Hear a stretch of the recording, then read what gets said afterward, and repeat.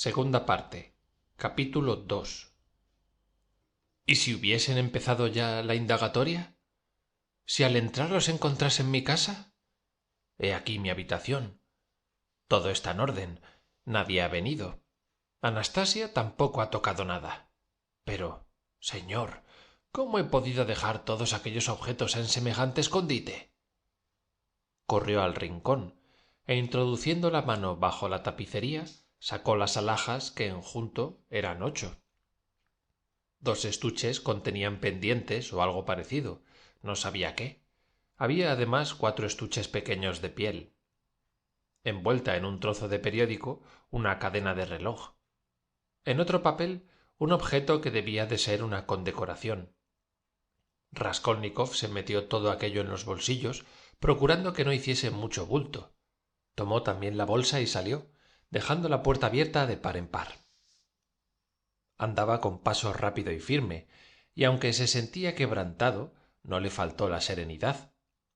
Temía que se le persiguiese y que antes de media hora, de 15 minutos quizá, se abriese un sumario contra él. Por consiguiente, era preciso que desaparecieran enseguida las piezas de convicción. Debía despachar cuanto antes, aprovechando la poca fuerza y sangre fría que le quedaba. Pero ¿a dónde ir? Esta cuestión estaba ya resuelta tiempo hacía. Lo tiraré todo al canal, y con ello irá también mi secreto al agua. Así lo había decidido la noche precedente en los momentos de delirio, durante los cuales muchas veces sintió impulsos de levantarse y de ir a arrojarlo todo enseguida. Mas no era de fácil ejecución este proyecto.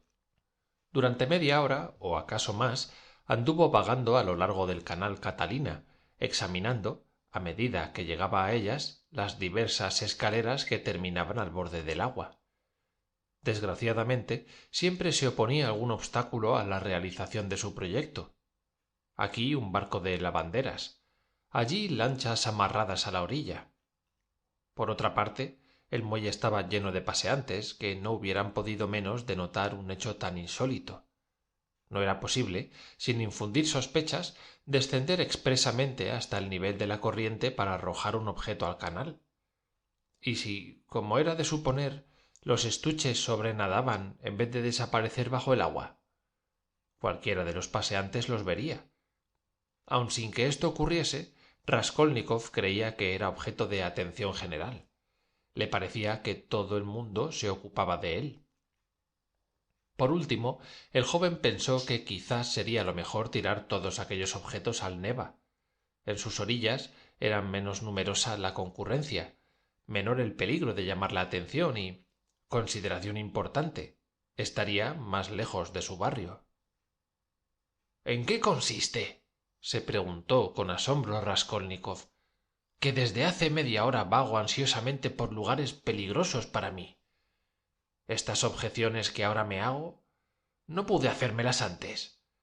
Si he perdido media hora en un proyecto tan sensato, es sin duda porque tomé mi resolución en un momento de delirio. Sentíase singularmente distraído y olvidadizo. Decididamente era preciso apresurarse. Se dirigió al Neva por la perspectiva de V, pero conforme iba andando se le ocurrió otra idea. ¿Para qué ir al Neva?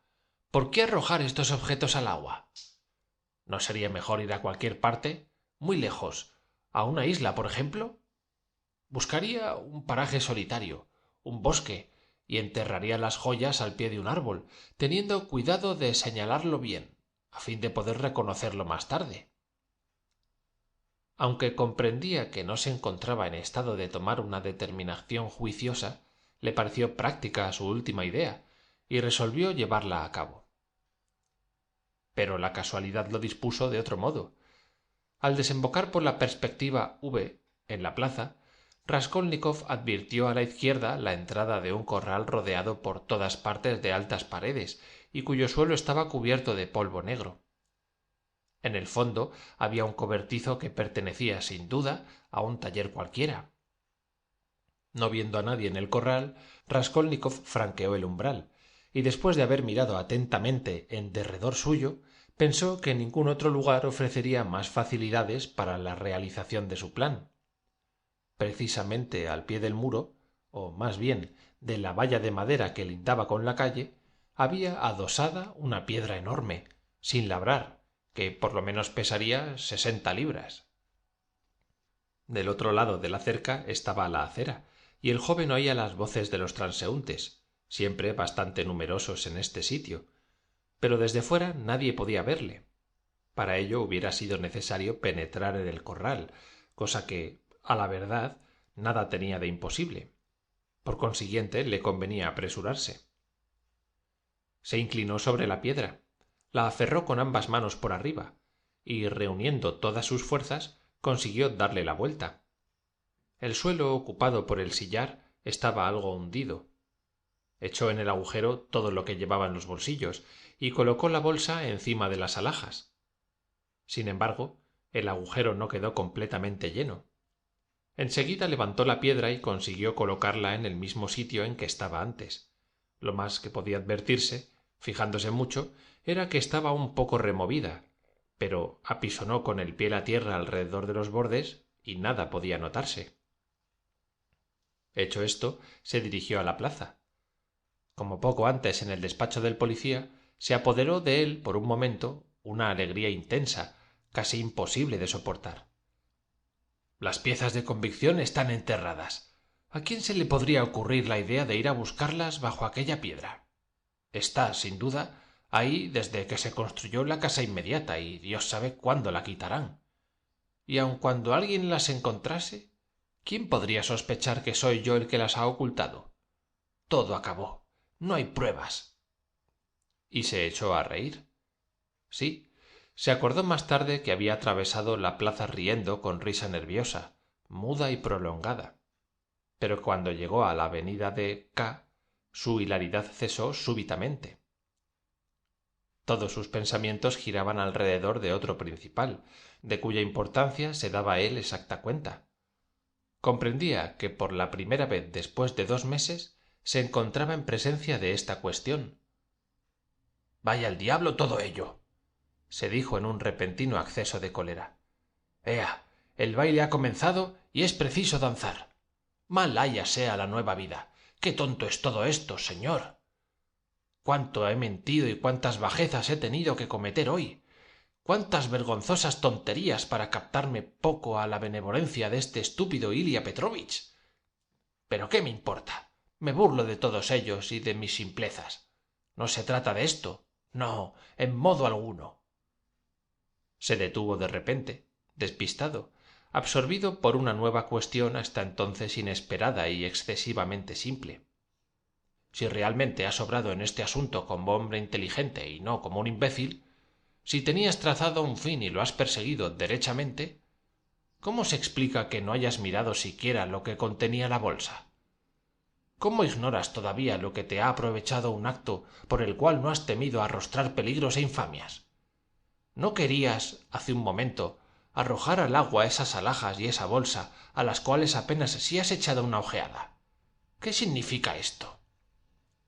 Al llegar al muelle del pequeño Neva, en la plaza de Basilio Ostrov, se detuvo cerca del puente. ¿Qué es esto? No parece sino que las piernas me han conducido por sí mismas al alojamiento de Razumikin. La misma historia que el otro día. Es curioso. Marchaba sin objeto y el azar me conduce aquí. No importa. ¿No decía yo anteayer que iría a verle al día siguiente del golpe? Pues bien, voy a verle. ¿No podré hacer ahora yo ni una visita? Y subió al 5.º piso en que vivía su amigo. Estaba éste en una habitación muy reducida y se disponía a escribir. Él mismo abrió la puerta. Los dos jóvenes no se habían visto desde hacía 4 meses. Envuelto en una bata toda desgarrada y mugrienta, en zapatillas y sin calcetines, con los cabellos enmarañados, Razumikin estaba sin afeitar y sin lavar. En su rostro se pintó en más vivo estupor.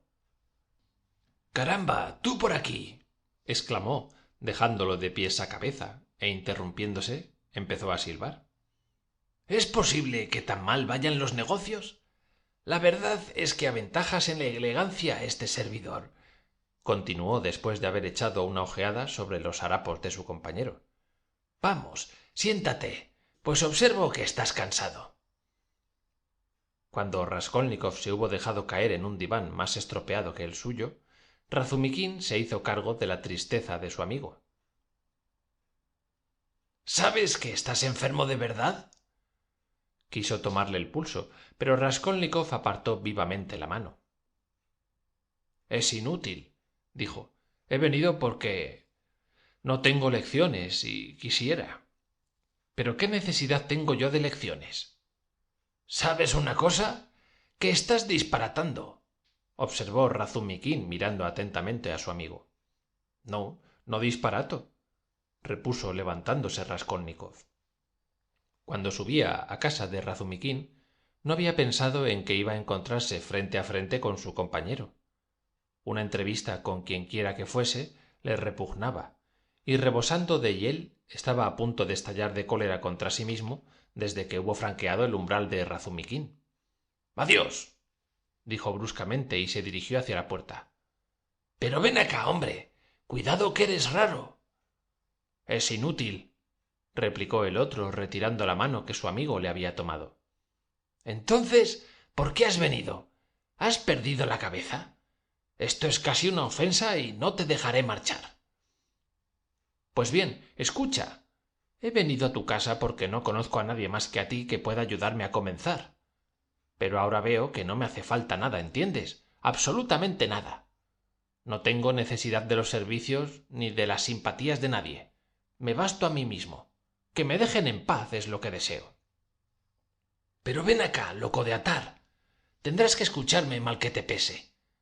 Tampoco yo tengo lecciones, ni las quiero, pero en cambio he descubierto un editor, Kerubimov, que, en su género, es toda una lección. No lo cambiaría por 5 lecciones en casa de comerciantes. Publica libritos sobre ciencias naturales, que se pelea la gente por comprarlos. El toque está en encontrar los títulos. Tú solías decir que yo era tonto, pues ahí tienes. Hay quien es más tonto que yo. Mi editor, que no conoce siquiera el silabario, se ha puesto al tono del día. Por supuesto que yo le animo. Aquí tienes estas 2 hojas y media de una revista alemana. Me parecen de la charlatanería más necia que puedas imaginarte. El autor estudia la cuestión de averiguar si la mujer es un hombre. Y, claro está, se decide por la afirmación y la demuestra de una manera incuestionable. Estoy traduciendo este folleto para Kerubimov, que lo juzga de actualidad, ahora que tan en boga está la cuestión feminista. Publicaremos 6 hojas con las 2 hojas y media del original alemán. Le pondremos un título rimbombante que ocupará media página, y lo venderemos a 50 kopecks. Será un éxito. La traducción se me paga a razón de 6 rublos por hoja, lo que hace un total de 15 rublos. He cobrado 6 por adelantado. Vamos a ver, ¿quieres traducir la segunda hoja? Si quieres, toma el original, pluma y papel. Todo ello corre de cuenta del Estado. Y permíteme que te ofrezca 3 rublos. Como yo he recibido 6 por la primera y segunda hoja, te corresponden 3, y cobrarás otros tantos cuando hayas terminado la traducción. No me lo agradezcas. En cuanto te he visto he pensado en utilizarte. En primer lugar, yo no estoy muy fuerte en ortografía y, además, conozco muy superficialmente el alemán, de modo que a menudo todo lo que escribo es de mi cosecha. Me consuelo con la idea de que de ese modo añado bellezas al texto, pero quién sabe, quizás me hago ilusiones. Vamos a ver. ¿Aceptas? Raskolnikov tomó en silencio las hojas del folleto alemán y los 3 rublos y salió sin decir palabra. Razumikin le siguió con una mirada de asombro, pero apenas Raskolnikov hubo llegado a la primera esquina, volvió sobre sus pasos, subió a casa de su amigo, depositó en la mesa las páginas del folleto y los 3 rublos y salió de nuevo sin despegar los labios. —¡Tú estás loco! —vociferó Razumikin, ya colérico. —¿Qué comedia estás representando? Me haces salir de mis casillas. ¿A qué demonios has venido aquí? —No tengo necesidad de traducciones —murmuró Raskolnikov empezando ya a bajar la escalera. —Entonces, ¿de qué tienes necesidad? le gritó Razumiquín desde el rellano de su puerta. El otro, callado, siguió bajando. —Dime siquiera dónde vives. Tampoco esta pregunta obtuvo respuesta. —Ea, vete a freír espárragos. Raskolnikov estaba ya en la calle. El joven llegó a su casa al anochecer sin que pudiera recordar por dónde había ido. Temblando como un caballo fatigado, se desnudó, se echó en el diván y después de haberse cubierto con el sobretodo, se quedó dormido. Era ya completa la obscuridad cuando le despertó un estrépito horrible. ¿Qué escena tan espantosa debía desarrollarse cerca de él? Eran gritos, gemidos, rechinar de dientes, lágrimas, golpes, injurias como nunca había oído. Asustado, se sentó en el lecho. Su terror crecía por momentos, porque a cada instante el ruido de los porrazos, las quejas, los insultos llegaban más distintamente a sus oídos. Con extraordinaria sorpresa reconoció la voz de su patrona. La pobre mujer gemía, suplicaba con tono doliente. Imposible comprender lo que decía, pero sin duda suplicaba que no le pegasen más. La estaban maltratando implacablemente en la escalera. El hombre brutal que le pegaba gritaba de tal modo, con voz sibilante entrecortada por la cólera, que sus palabras eran ininteligibles. De repente Raskolnikov empezó a temblar como la hoja en el árbol. Acababa de reconocer aquella voz. Era la de Ilia Petrovich. Ilia Petrovich ha venido y está pegando a la patrona. Le da puntapiés y coscorrones contra los peldaños de la escalera. Es seguro. No me engaño. El ruido de los golpes, los gritos de la víctima lo indican bien a las claras. Dicen lo que está pasando, pero ¿por qué? El mundo está revuelto. De todos los pisos acudían a la escalera, se oían voces y exclamaciones. La gente subía, las puertas se abrían violentamente o se cerraban con estrépito. ¿Pero qué pasa? ¿Cómo es posible? Decía, creyendo seriamente que la locura tomaba posesión de su cerebro. Mas no, percibía distintamente aquellos ruidos. Si es así, van a venir a mi casa, porque todo ello seguramente es por lo de ayer. ¡Oh, señor! Intentó echar el picaporte, pero no tuvo fuerzas para levantar el brazo. Por otra parte, comprendía que de nada le serviría cerrar la puerta. El terror le helaba el alma.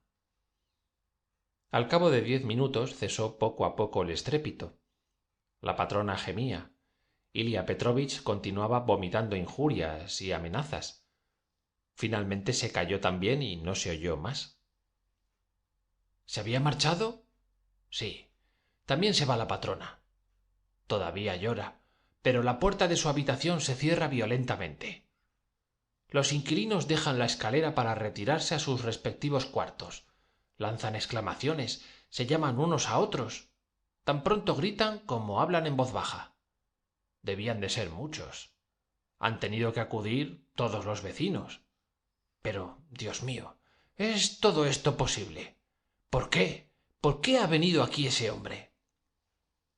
Raskolnikov se dejó caer sin fuerzas en el diván, pero ya no pudo dormir. Durante media hora se sintió acometido de un espanto como nunca lo había sentido. De pronto, viva luz iluminó su estancia. Anastasia entraba con una bujía y un plato de sopa. La criada le miró atentamente y, convencida de que no dormía, colocó la luz sobre la mesa y fue poniendo en ésta pan, sal, un plato y una cuchara. Creo que no has comido desde ayer. Andas vagando por esas calles de Dios a pesar de la fiebre. Anastasia, ¿por qué han pegado a la patrona? La criada le miró fijamente.